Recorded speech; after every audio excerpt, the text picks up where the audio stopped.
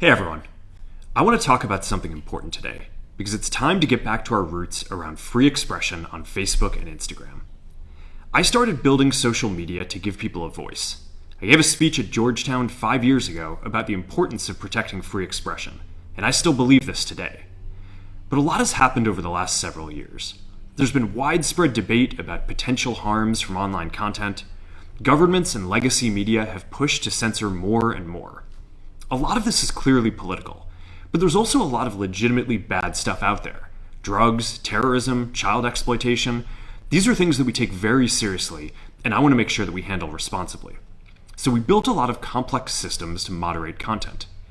But the problem with complex systems is they make mistakes. Even if they accidentally censor just 1% of posts, that's millions of people.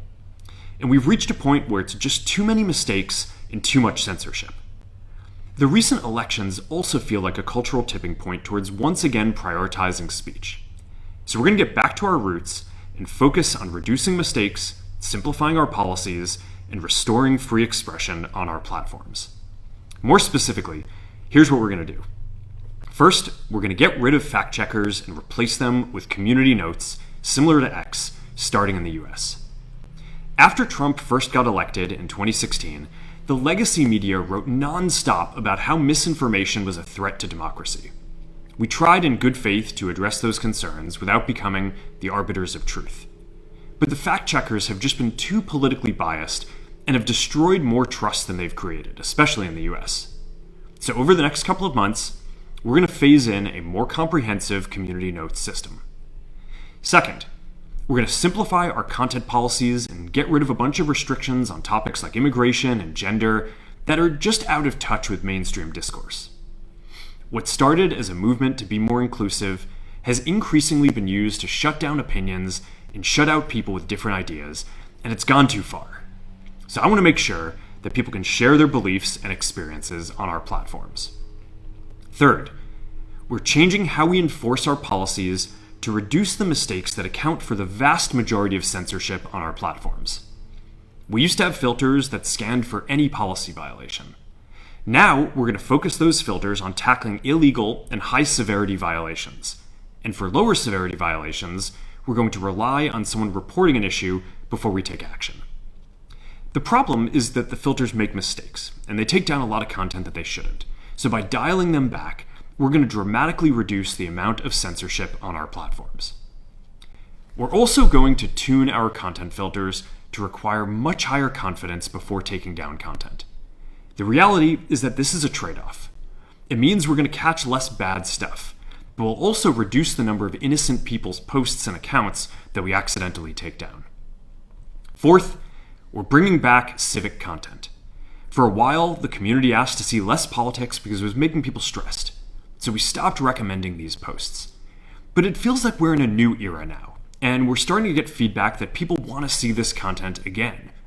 So we're going to start phasing this back into Facebook, Instagram, and Threads while working to keep the communities friendly and positive. Fifth, we're going to move our trust and safety and content moderation teams out of California, and our US-based content review is going to be based in Texas. As we work to promote free expression, I think that it will help us build trust to do this work in places where there is less concern about the bias of our teams. Finally, we're going to work with President Trump to push back on governments around the world that are going after American companies and pushing to censor more. The US has the strongest constitutional protections for free expression in the world. Europe has an ever-increasing number of laws institutionalizing censorship and making it difficult to build anything innovative there. Latin American countries have secret courts that can order companies to quietly take things down. China has censored our apps from even working in the country. The only way that we can push back on this global trend is with the support of the US government. And that's why it's been so difficult over the past 4 years when even the US government has pushed for censorship. By going after us and other American companies, it has emboldened other governments to go even further. But now we have the opportunity to restore free expression, and I am excited to take it.